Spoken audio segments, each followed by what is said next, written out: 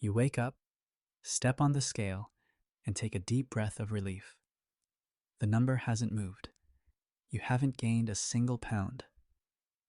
You think you're doing just fine, don't you? Well, you're wrong. Your real enemy isn't that layer of belly fat you can grab with your fingers. It's not the fit of your jeans or the reflection in the mirror. Your true enemy is much more clever. It's silent, it's sweet, and it's hiding in plain sight, dismantling your body from the inside out while you smile and take another sip. We're talking about the organs you never even feel until it's far too late. Deep in your lower back, tucked away like two silent guardians, sit your kidneys.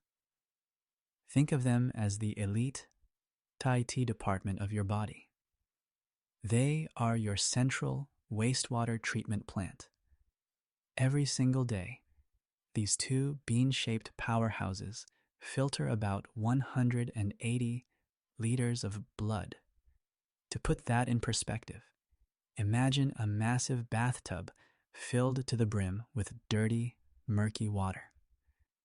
Now, imagine your kidneys working tirelessly, 24/7, to turn every drop of that water into pure, crystal clear liquid. They decide what stays, what goes, and what keeps you alive. But here's the problem. Every day, you are pouring buckets of sand into this delicate, high-tech machinery. You're doing it with every soda, every flavored latte, and even those healthy deceptions. I'm talking about that store-bought orange juice, that agave syrup, and that low-fat yogurt that's actually packed with sugar to make it taste like something. Your kidneys hate it. They hate it with a silent, burning passion. So, what happens if you just stop? What if you hit the pause button on sugar for exactly 30 days? The answer isn't just that you'll lose a little weight or feel less bloated. The reality is much more radical, much faster, and honestly, a bit miraculous. We aren't talking about a simple diet. We are talking about a total biological reconstruction. In the next 12 minutes, I'm going to show you exactly what happens when the smoke clears, the sugar fog lifts, and your kidneys finally get their first breath of fresh air in years. To understand why sugar is so dangerous, you have to visualize your kidneys as the ultimate bouncers at the most exclusive nightclub in your body. Their job is high stakes. They stand at the door, carefully checking every guest. They keep the VIPs inside, the proteins, the minerals, the good stuff you need to survive. And the troublemakers, the toxins, and the waste, they get tossed out the back door immediately. This is a delicate, precise balance. But then, you eat a sugary snack, or you drink a large soda. Suddenly, it is not just a few guests arriving. It is like 10,000 people screaming and rushing the entrance at the exact same time. It is a flash flood of glucose. Your bouncer, your kidney, falls into a state of pure panic. There is no time to check IDs anymore. There is no time for precision. To handle the sheer volume, the bouncer rips the doors off their hinges and screams for everyone to just get inside. In medicine, we call this glomerular hyperfiltration. It sounds fancy, but it actually means your kidneys are redlining. They are working at a terrifying, unsustainable speed. The blood pressure inside those tiny, microscopic filters skyrockets. It is an emergency response to shove that excess sugar out of the blood before it poisons your system. Now, here's the scary part. Think of a race car engine. Imagine flooring the gas pedal, pinning it to the maximum RPM, and leaving it there for hours, days, years. What happens? The engine screams. It smokes. It eventually burns out. But your body is different. You are sitting in a soundproof cabin. You cannot hear your kidneys screaming. You cannot feel the heat of the friction. Why? Because kidneys don't have pain nerves. They suffer in total silence. While you are going about your day, thinking you are perfectly healthy, your internal engine is melting down in a dark tunnel. Most people are walking around right now with their kidneys functioning at only 60% or 50%, and they have no idea. They won't know until the engine finally seizes. They won't know until they see blood where it shouldn't be, or feel a deep, dull ache that signals the end of the road. By the time you feel it, the damage isn't just starting, it is almost finished. This is the silent reality of the red zone. Have you ever noticed that after a weekend of heavy, sugary eating, your rings feel tight on your fingers? Or maybe your socks leave deep, angry marks around your ankles? Most people blame salt. They say, "I ate too much sodium." But salt is just the accomplice. Sugar is the one pulling the trigger. Here is the secret connection.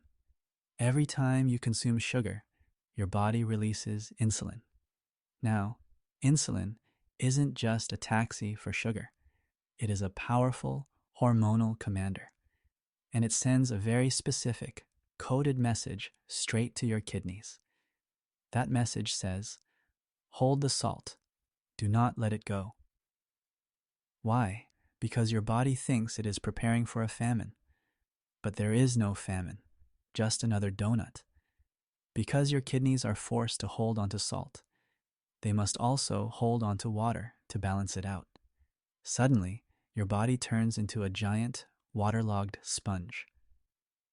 Your blood volume increases, and your heart has to pump a massive, heavy amount of fluid through narrow pipes. That is high blood pressure. You aren't just stressed, you are physically overfilled. Your system is under a pressure it was never meant to handle. But it gets even stickier. We need to talk about biological rust. Scientists call them AGEs, or advanced glycation end products. I call it the caramelization of the human body. Think about what happens when you heat sugar in a pan. It turns into a thick, brown, sticky goo. Inside your warm blood vessels, when sugar meets protein, the exact same thing happens. It creates a molecular glue. Now, imagine taking a handful of thick, stretchy taffy or chewing gum and shoving it into the fine mesh of a coffee filter. That is what sugar does to the microscopic filters in your kidneys.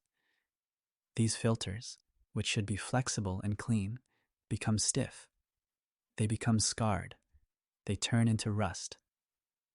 This is how your blood vessels lose their elasticity and how your kidneys lose their ability to breathe. But then, day 3 arrives.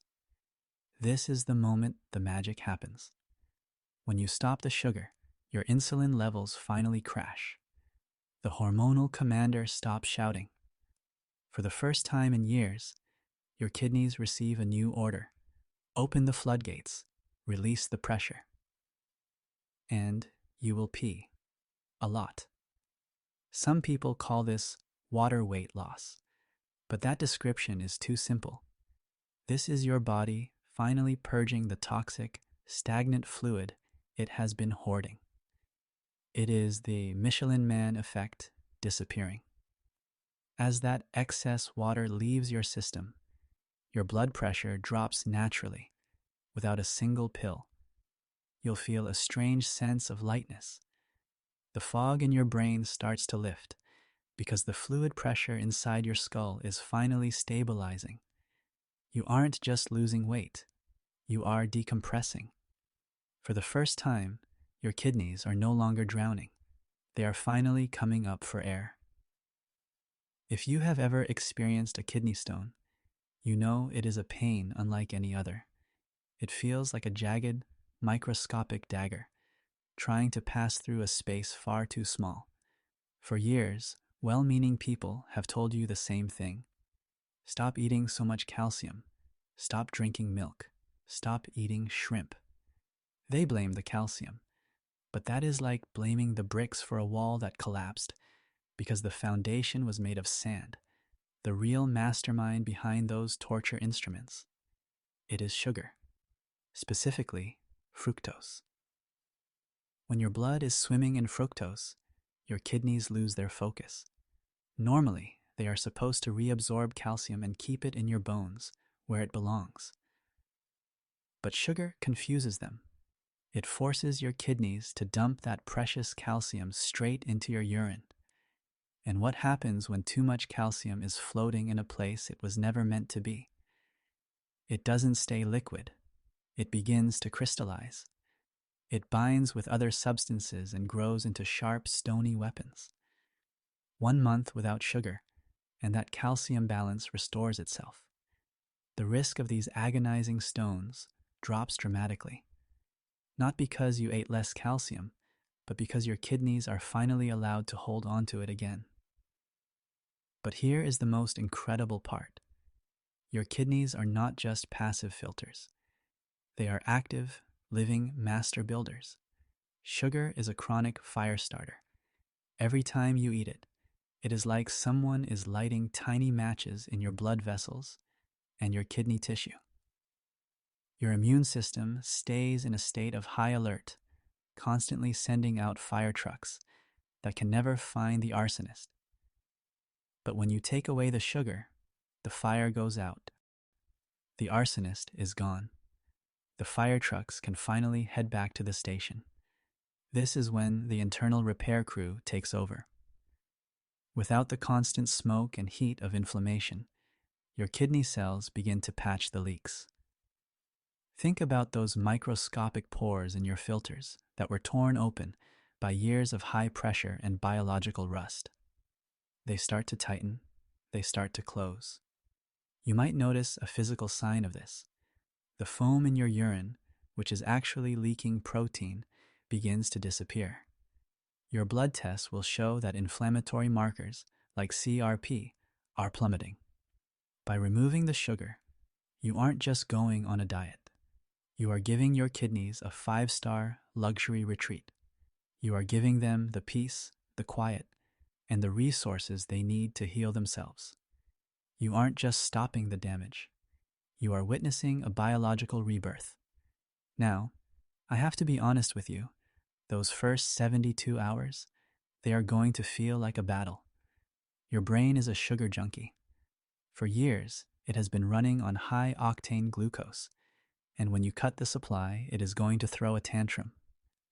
You might feel a dull throb in your temples. You might find yourself snapping at people for no reason. You will feel tired, cranky, and convinced that you need just one little bite to survive. But listen to me. That is not hunger. That is the sound of your addiction screaming because it knows its time is up. Your body actually has enough stored energy in your fat cells to last for weeks. You don't need that sugar. You are simply teaching your system how to burn a cleaner fuel. To win this war, you have to become a detective. The food industry is brilliant at hiding the truth. They know you're looking for the word sugar, so they've invented 50 other names to sneak it past you. Watch out for anything ending in ose, dextrose, maltose, sucrose. Be wary of things that sound natural like agave nectar or fruit juice concentrate. And here is the biggest trap of all, the low-fat label. When a company takes the fat out of your yogurt or salad dressing, they also take out the flavor. To fix that, they dump in massive amounts of sugar. You think you're being healthy, but your kidneys see it as a toxic flood. The secret to lasting 30 days isn't just about not eating. It's about reclaiming your power. Stop drinking your calories. Switch that soda for sparkling water with a fresh slice of lemon. Trade that sugary latte for a rich black coffee or a herbal tea. When you start cooking your own meals, even if it's just something simple, you take the steering wheel back from the giant food corporations. You decide what goes into your blood. You decide how much pressure your kidneys have to handle. After 30 days, you won't just see the change in the mirror. Yes, your skin will look clearer and your eyes might seem brighter. But the real revolution is happening where no one else can see. Your blood pressure is quieter. Your internal filters are scrubbed clean. The threat of stones and chronic inflammation has retreated. You have successfully modernized the two most important power plants in your body. You have won the silent war in your abdomen. But now that your kidneys are clean, what if we went even deeper? You've learned how to save your organs by changing what you eat.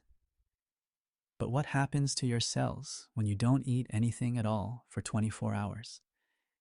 Does your body start to eat itself to survive? Or is this the ancient, hidden secret to biological longevity? We are going to dive into the world of fasting in the very next video. I'll see you there.